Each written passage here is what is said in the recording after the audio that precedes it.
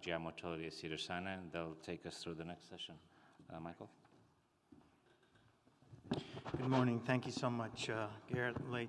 Appreciate the invitation. This is my second time here, and it's beautiful. It's other than traffic, I enjoy every part of it, so it was great. Thank you. So I got three. You have this in your handout or online. There are three abstracts that I wanted to share with you. I'm going to go through the details. If we run out of time, I'll just go through the two. So I'm going to give you specifics of the two. So two of them are on refractory reflux disease and how we best treat that group or the latest studies. And then one is on hypercontractile esophagus, what to do for that group. Right now, we are not quite sure, does Botox work or not. The reason I picked these three abstracts, they were all presented in the plenary session, one in the presidential plenary. That'll be the second abstract I'll talk about. The first and the third were on the EGD plenary session, so they were highly regarded abstracts. All right, clinical vignette is going to set up the first two abstracts.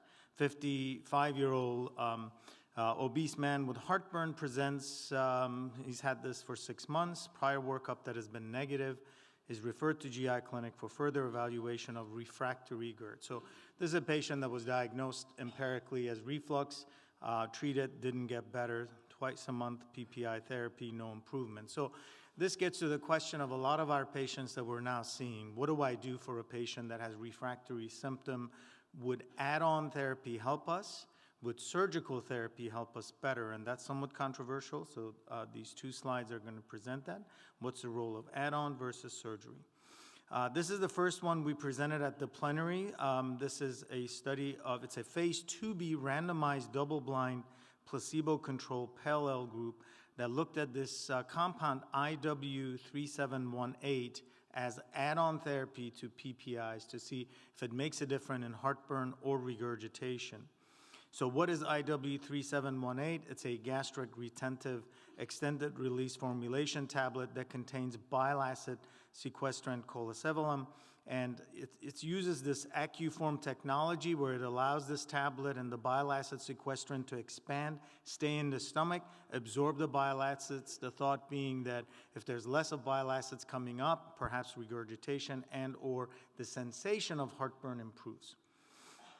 So the aim of this study was to determine if IW3718 improved heartburn and regurgitation in patients with persistent reflux symptoms despite standard therapy. Now, they use standard once daily therapy, and the reason for that was because that is what's approved currently. So no PPI is approved at BID dosing. As you know, no PPI is approved in Barrett's esophagus or extraesophageal reflux. These are all off-label indications, and we do use them, but in this study, because the company's hoping to take this to market, they cannot use off-label dosing, so they used once daily therapy. This was how the study was set up. Again, it's a phase 2B trial. They wanted to see if there was a signal before they proceed to phase 3 randomized trial. So again, this is a randomized study. Patients that were on once daily therapy, they all underwent endoscopy. If they had esophagitis, then they could enroll in this study. So on therapy esophagitis, or they also had to have Bravo pH monitoring, and if it was abnormal on once daily therapy, then they could be included. So either presence of esophagitis or abnormal pH. Why is that important? Because as I'll share with you later on in the state of the art, most patients, when you study them on therapy, most of the patients that are symptomatic will be normal. So if they're normal, what you don't want to do is do what I'm suggesting, right? So the two studies that I'm going to present have objectively abnormal either esophagitis or abnormal pH. Now what do you do for them? So they're telling us they have reflux. What is the alternative? So in this case, they were randomized to either placebo twice a day while they were still taking once a day PPI, or 3 separate doses of this compound IW3718. So does add-on therapy help this group? What was the primary endpoint? Primary endpoint was percent change from baseline to week 8 in heartburn severity, and other endpoints were either change in the regurgitation or a heartburn responder. So, an important point, more than 1,000 patients were screened and only 282 patients were randomized. So right there, couple of important points to bring out, and this, as well as the next abstract, brings this on. When a patient continues to have symptom and you do objective testing, most will be normal, right? So the fact that they went from 1,000 to 282, about a 30% patient had abnormal esophagitis, tells you 70% did not. So that group is not a reflux group patient. You have to treat them differently, as we'll talk about it in the dyspepsia talk later today. So 90% of patients in this study that were enrolled completed the study. These are the demographics that you see. Half the patients had erosive esophagitis on once daily therapy, 73% Bravo positive, and again, there's an overlap between these two groups. So here are the results of the study. What you notice is these are different doses, that's the placebo. What you see on heartburn severity, a couple of important points. About 45% of patients on placebo had reduction in their symptom. What does that say? High placebo response. We know that. We know that in patients that have dyspepsia. When you look at dyspepsia study, we know that in patients with, less with those that have severe esophagitis, their response rate is better. But there's a high placebo response. So anytime you see a study that does not enroll placebo, it's an open label trial, and they say we resulted in 40 to 50% improvement of symptom, your answer should be and, because you expect that from placebo. So it needs to be a higher response rate. So in this case, 1,500 milligram was statistically different at about a 55, close to 60% reduction. So the gain, the differential gain here is about 15 to 20%, and that's about what you're going to expect. I don't expect this to be much higher in a patient population that is more difficult to treat.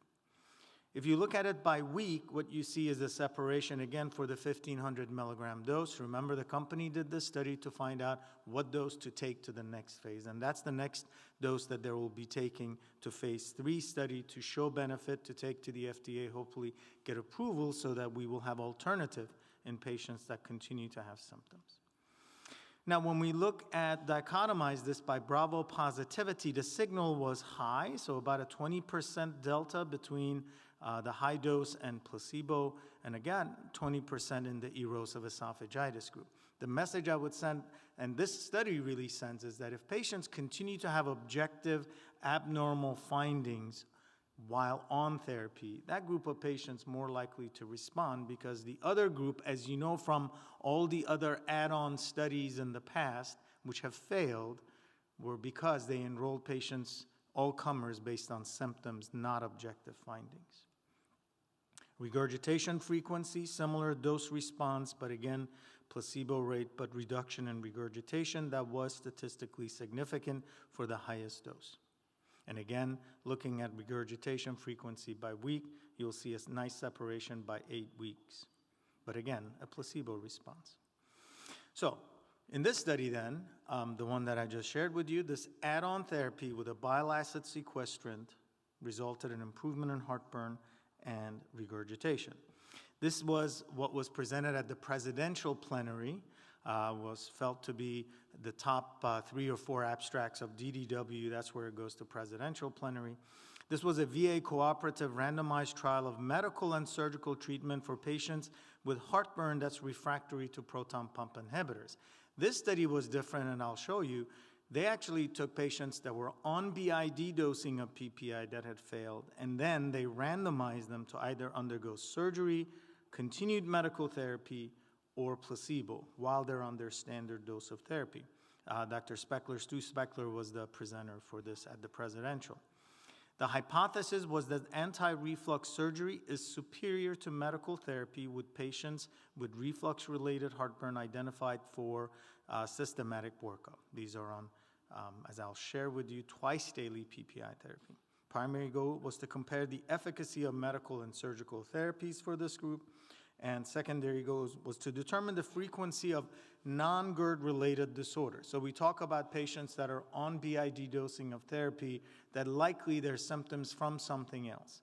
So one of the objectives of this study is, what is the prevalence of this something else? And I'll share that with you in a minute.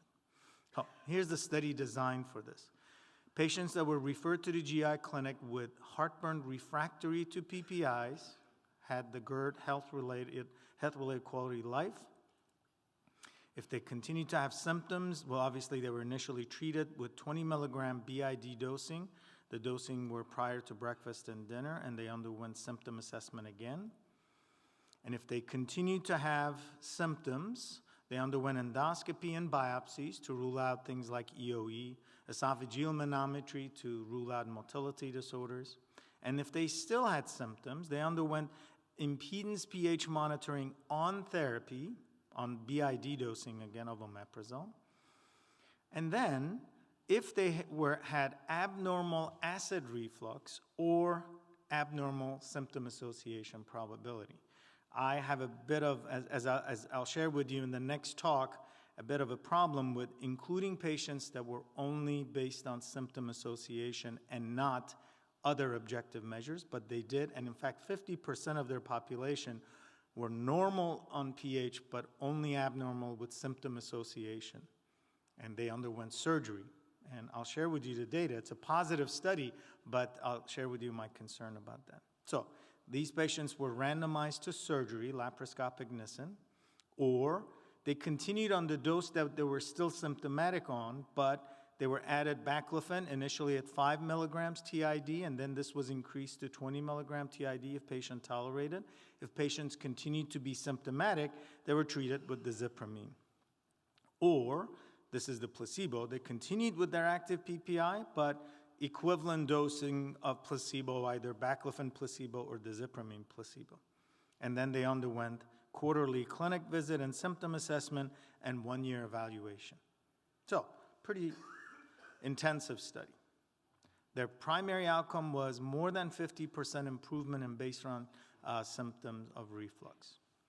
So I want to walk you through, out of the 366 patients, let's see how many they ended up randomizing. So they had 366 patients, 19% dropped out, technically difficult or problematic, 14.8, about 15% that dropped out. PPI responsive, so what was interesting, in 11%, when they told the patient that initially we're still symptomatic, you know, you're not taking your PPI the right way, don't take it before bedtime, take it before breakfast, and take it before dinner, so they educated them. 11% actually got better before randomization, so obviously they didn't qualify. So 11% of patients, by you guys telling them what to do correctly, might improve those that are still symptomatic. Non-GERD, so if it isn't reflux, could it be something else, was in only 6.3% of patients, 2.5% had EOE, 1.9% other abnormalities, I don't know what those were, and major motility abnormalities, they didn't specify what they were, but low percentage. Functional heartburn, so the impedance was normal, and so was symptom association in 27%. So you trickle down from all of this, and you end up with 21% of patients that they assessed were randomized.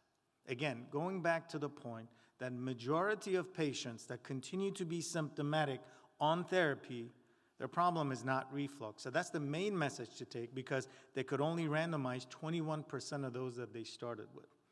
It's something else most of the time. The 21% had either reflux. Out of 78, half of them had abnormal impedance pH. The other half, SAP was positive only. Everything else was normal. I would never send a patient to surgery based solely on SAP positivity and lack of response to therapy. That's a recipe for disaster. They did, but I wouldn't. So, dropout, GERD PPI responsive, functional, and then 21%. This was the demographic, but again, I've highlighted this reflux hypersensitivity group, and I'm going to make a comment on it later on in the other session about what is the meaning of reflux hypersensitivity, especially with Rome 4 criteria. Should we be changing this? So I'll be a bit provocative on that, as I have been, by using symptom association parameters to make a decision on. But 51% solely were, that had surgery had SAP positivity. This is really the main outcome of the study. When he presented, well, let me tell you the results. 67% did great at 1 year, 28% with active medical therapy, 11% with placebo.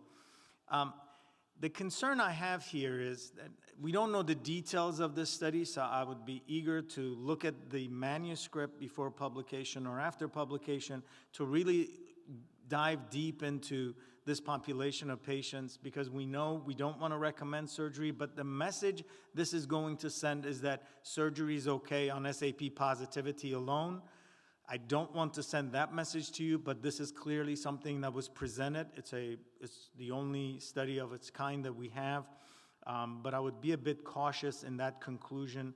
But perhaps in a group that if you modified that conclusion and say, if the patient has objective abnormal parameters, surgery might be an option, that makes more sense to me. So we look forward to this coming out, and we can critique it in the manuscript form.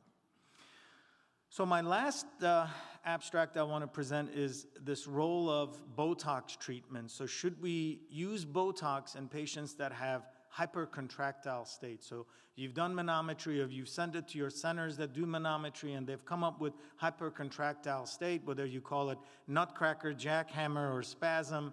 What do you do for that group of patients? Right now, the recommendation is you can dilate, you can treat reflux, and by that time, they're still symptomatic. Should we do Botox? I do, based on this study that was published in 2013 that showed that Botox treatment does improve patient symptom. However, this paper doesn't show any benefit to it, so I thought I would present it, and this was presented at the EGD plenary. So there's a little bit of murkiness to what we have to offer this group of patients. So this was presented, this is a French study presented by Sabine Roman and Frank Zerbib were the authors. This was a 2-center study. They wanted to assess response of Botox versus placebo, patients that had hypercontractile states as highlighted here, and this was diagnosed based on the current high-resolution manometry classifications. They enrolled either type 3 achalasia, because it is considered a hypercontractile state, spasm, or jackhammer esophagus. They excluded anyone with prior surgery or esophagitis. And this was the way they did it. So they took the patients, they either injected Botox or no injection, and then they crossed them over. If they had Botox, they crossed over to nothing, and they assessed their symptoms with Eckhart score and Sydney quality of life at 4 months to see whether or not it made a difference. This was the patient demographics, and again, the sample size is really small, 13 patients in this group, 10. This is not a completed study. This was an interim that they submitted.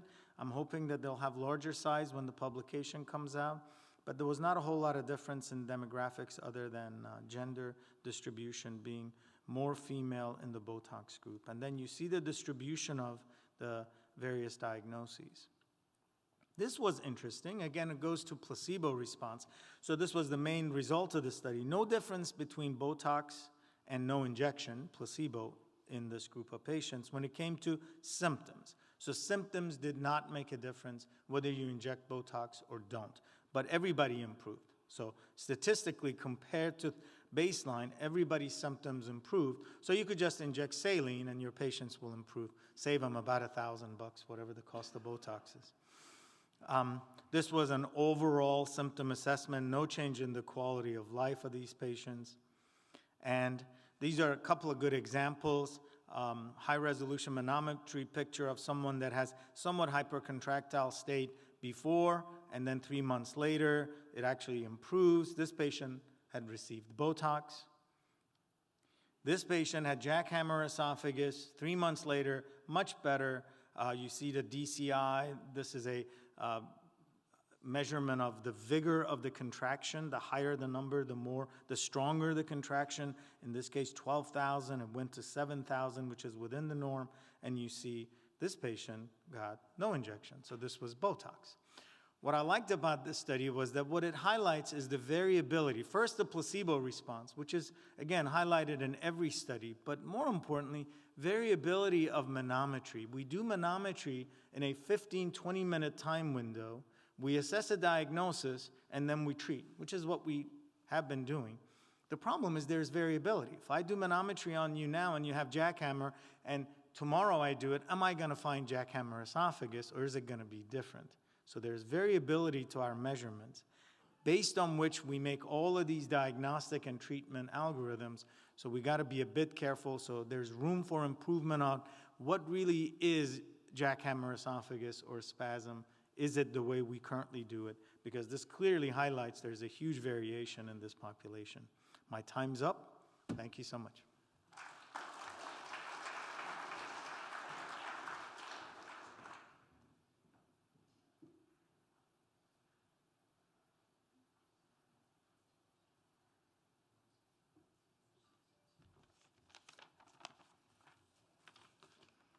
Good morning. I'll be talking to you today on the some interesting papers that were discussed on the stomach at DDW this year.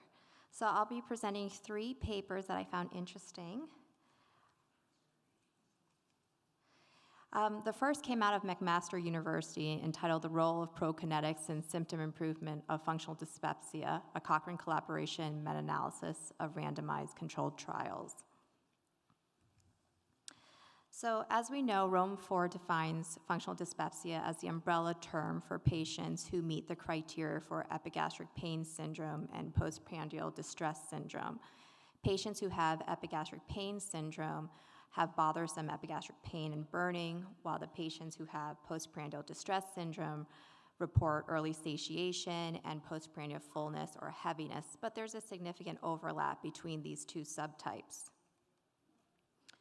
The pathophysiology of functional dyspepsia is likely multifactorial and relatively unknown, but there have been mechanisms that have found to be relevant in functional dyspepsia, such as gastric and duodenal hypersensitivity and motor dysfunctions of the stomach and the duodenum, such as impaired gastric accommodation and delay in gastric emptying.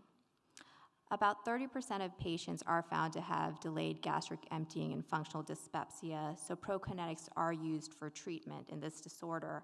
However, their role is controversial. Rome 4 recommends that it's first-line treatment in patients who have postprandial distress syndrome, but not in patients who have epigastric pain syndrome. And the American College of Gastroenterologists and the Canadian Association of Gastroenterologists recommended it as actually third-line treatment following proton pump inhibitors and tricyclic antidepressants. So this study's primary aim was to evaluate the efficacy of prokinetics in functional dyspepsia, and their secondary aim was looking at the quality of life improvement and the adverse events that these medications could cause. This is the inclusion and exclusion criteria of this study. They excluded herbal prokinetics and also excluded studies that assess the prokinetics as an anxiolytic. They also did subgroup analyses that looked at which subtypes of functional dyspepsia would have symptom improvement on prokinetics and also evaluated the quality of the randomized controlled trials. So results did show that prokinetics fared better than placebo for treatment of patients with functional dyspepsia with a relative risk of 0.81 and a number needed to treat of 7. When you remove cisapride from that calculation, given it's not available for use, that number needed to treat went up to 12. In their subgroup analysis, they did show that all subtypes of functional dyspepsia did improve with treatment of prokinetics. However, as you can see with epigastric pain syndrome, there are a very limited number of studies. On their secondary aim, they found very low change in the quality of life scores, and they attributed this to the heterogeneity of the studies and the possible publication bias. When looking at adverse events, though, other than cisapride, all the pro-motility agents did not have any more adverse events than placebo. When assessing the quality of the randomized controlled trials, they actually gave it a low-grade assessment as well. So their conclusion was that there is evidence to suggest that prokinetics are effective in all subtypes of functional dyspepsia. However, there's no evidence that prokinetics improve quality of life. With their subgroup analysis, given the very low quality of evidence, they suggest that there's insufficient evidence to support the Rome 4 recommendation. And to me, that's a little bit of a drastic conclusion. given that these studies did show improvement of symptoms compared to placebo. And even with the other medications such as proton pump inhibitors and tricyclic antidepressants, studies of meta-analyses of these randomized controlled trials also only favor slightly over placebo improvement of symptoms. We know functional dyspepsia is multifactorial. We also know that its pathophysiologic mechanisms are not completely elucidated. So I think taking a medication off of our armamentarium based off a study like this is a little premature. There are studies coming down the line in regards to duodenal hypereosinophilia, duodenal inflammation, and the microbiome of the duodenum that can be implicated in the pathophysiology of functional dyspepsia. That will be interesting as these studies come further along. The next the next paper I'll be presenting came out of Drexel University, and its title is Chronic Cannabis Use in GI Symptomatology, Endoscopic and High-Resolution Manometry, a Retrospective Case Control Study. Cannabis use has increased dramatically with its ongoing legalization in the U.S. Currently, 9 states have legalized recreational marijuana use, including Washington, D.C. However, it's still federally illegal. In California itself, as January 1st, 2018, anyone who is over the age of 21 who has an ID can go into a licensed shop and purchase cannabis. So cannabis's medicinal potential lies in its ability to modulate the endogenous cannabinoid receptors, or cannabinoid signaling system, also known as the endocannabinoid system. It involves 2 cannabinoid receptors, CB1 and CB2, and its natural ligands that are located in nerve and immune cells throughout the body, including the GI tract. It's been implicated in a multitude of GI functions. For example, it can affect motility by decreasing acetylcholine and affecting the gut-brain axis. It controls nausea and vomiting by having receptors in the dorsal vagal complex. It regulates food intake by controlling gastric accommodation. It can affect visceral hypersensitivity by increasing serotonin. And these cannabinoid receptors have also been found in epithelial lining to suggest they have a role in dysbiosis. So this study looked at approximately 2,300 patients who came into a diverse inner-city GI outpatient office. And they were identified about 800 cannabis users, and this was not clearly defined. And they selected 1,600 randomly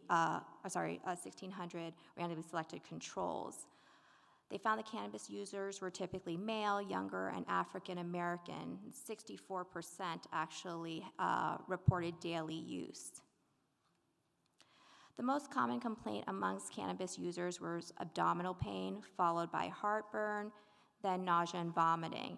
The most common complaint from controls was heartburn.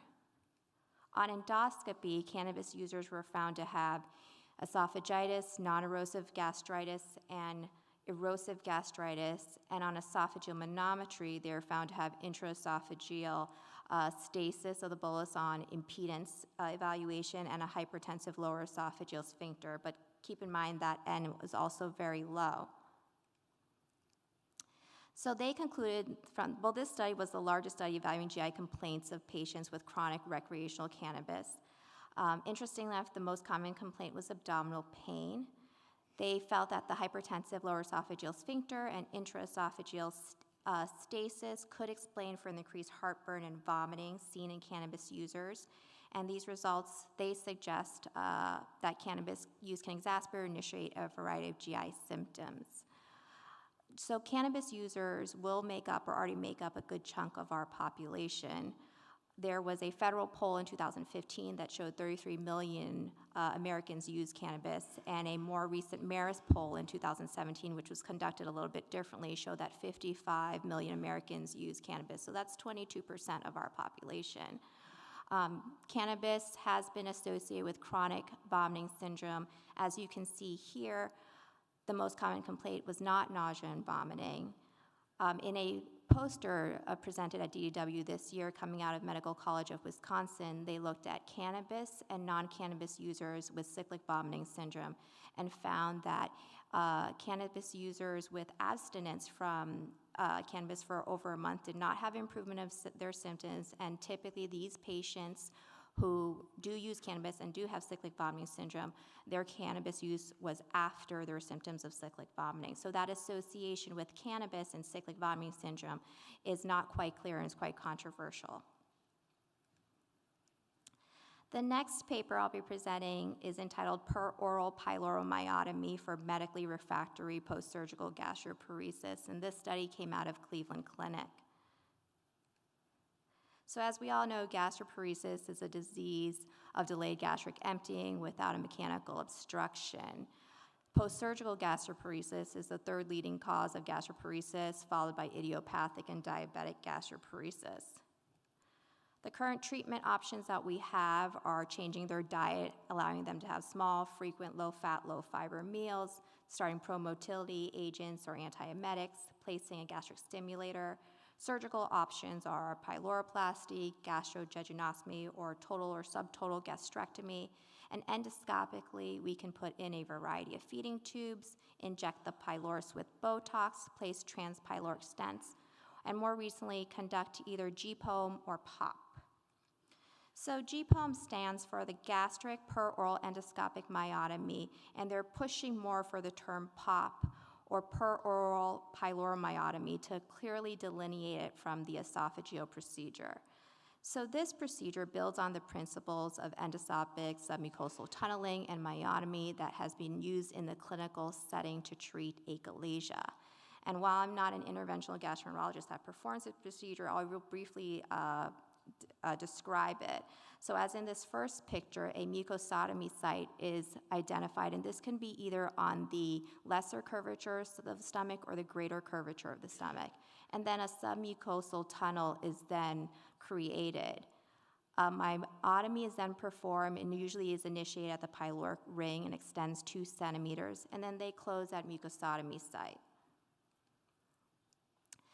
So this study looked at 147 patients at Cleveland Clinic undergoing POP, and then selected 29 patients, that's roughly 20%, who had post-surgical gastroparesis.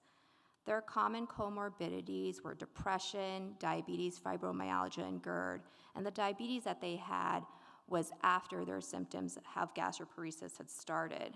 Majority of these patients did have Botox injection of their pylorus, and their mean gastric emptying time at 4 hours was approximately 50%. So this study showed that 90 days post-procedure, there was improvement both in gastroparesis cardinal symptom scores and their subscores of postprandial fullness, nausea, vomiting, and bloating. So this study was the largest series of patients who've undergone POP for refractory post-surgical gastroparesis at a single institution. They found it to both be a safe and effective procedure for post-surgical gastroparesis, and their conclusion was it's a reasonable first-line option for patients with medically refractory gastroparesis. Now, GPOM or POP was a topic of 2 orals and 6 posters at DDW this year. And all of the posters and all of the orals suggest 100% feasibility with low complication rates for this procedure. They also show improvement in symptoms and or gastric emptying time.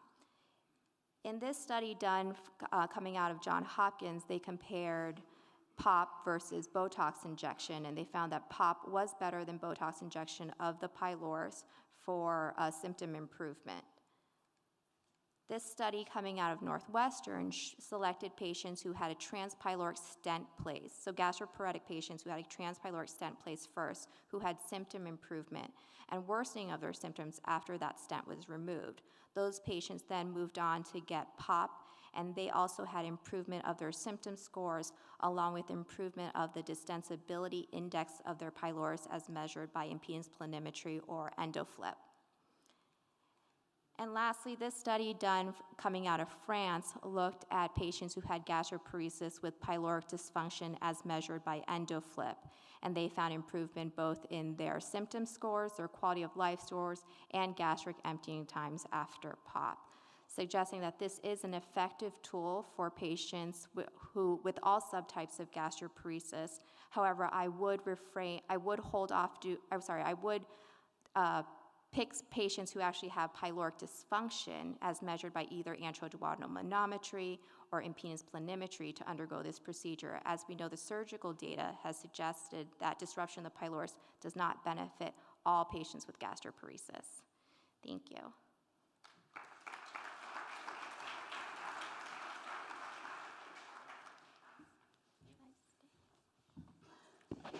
Questions from the audience?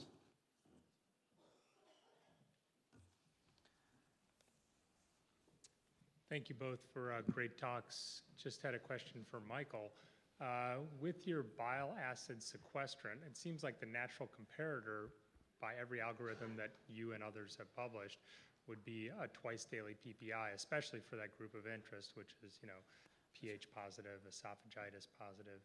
And I'm just interested, do you think that it would have held up with that? And if not, is there still a role for this as kind of adjunctive therapy or for people who are worried about PPI, because that's certainly something each of us see every day? No, that's a great point. So I think practically speaking, what do we do in clinical practice? We put them on once a day, they don't get better, we up it to twice a day.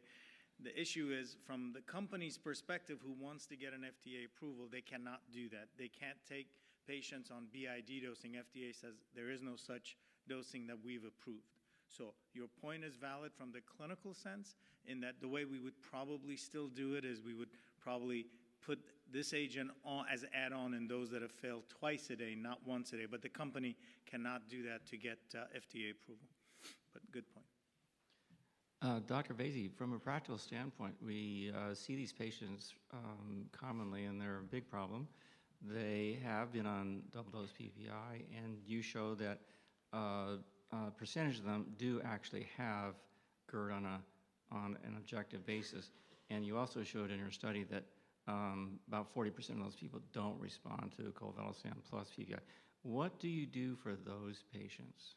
Yeah, I think that's something that we're going to talk about in maybe about an hour or so, because there's a large subgroup of patients that don't respond to therapy. We have a variety of diagnostic tests that we utilize to tell us whether or not someone continue to have objective reflux. And again, I'll go over that. But most of these patients fall into non-GERD diagnosis, functional, whether it be, again, as was discussed, dyspepsia diagnosis, air swallowers. I have a lot of patients that come in and say, I have GERD. They don't say I have reflux anymore. I have GERD. They give you the diagnosis. What is GERD? I burp all the time. Well, to me, that's not GERD. To you, that's not GERD, but that's how it's defined right now, and it's so popular. We'll cover it in about an hour or so, but good question. Two questions. Number one is the VA study. Maybe injection works, period, in terms of your documentation of some change or benefit from the VA study. Or did I misinterpret that completely? You showed motility changes with saline and with Botox, although no change in symptoms. You're talking about the Botox study that I showed? Right, I'm sorry. Yeah, that was a French study. That wasn't the VA right. study. Okay. But no, that's right. Even with saline, which is what they injected, patients improved. Their quality of life improved, their symptoms improved, and so did their manometry. But I'm not convinced that manometry improves by injecting saline. What happens is you're picking up variability of manometric detection.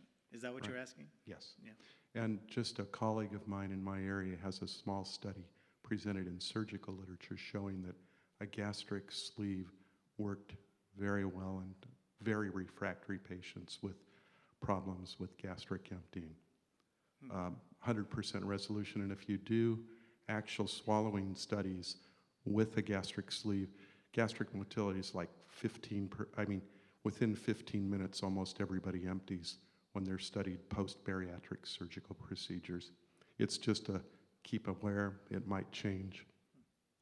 And we also, The thing with improvement of gastric emptying is that there are a lot of surgical studies, like with the gastrojejunostomy, there's improvement of gastric emptying, but not improvement of their cardinal symptom score. So Yeah. those two never really line up. Yeah, in this case, it probably did, but Okay. I'll talk to you offline. Peter, you had a question?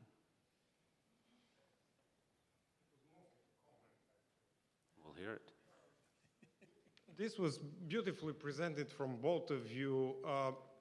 The very high placebo response to patients labeled with GERD or for dyspepsia patients. And I just want to raise a red flag about this GPOEM data. Keep them in perspective of this background. So the fact that the patients get better or their gastric study gets better does not mean much.